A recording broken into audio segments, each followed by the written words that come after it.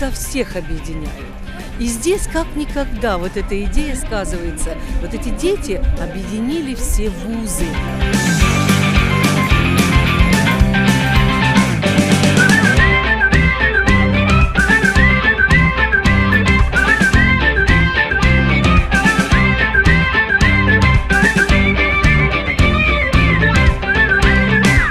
Дети могут поиграть в азартные игры, в соревнования, получать призы, участвовать в конкурсах юных талантов. Детям очень нравится, они активные, позитивные, веселые. Мы любим детей. Вот, дети нас зажигают, и мы отдаем им тем же.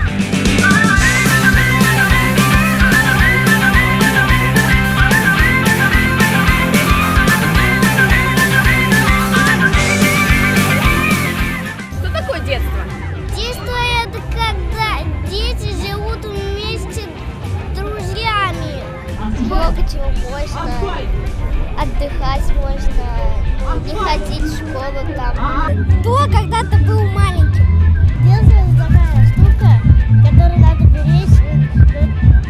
Ты, может, сейчас не понимаешь, но когда ты вырастешь, ты это поймешь, что ты зря потратил свое детство.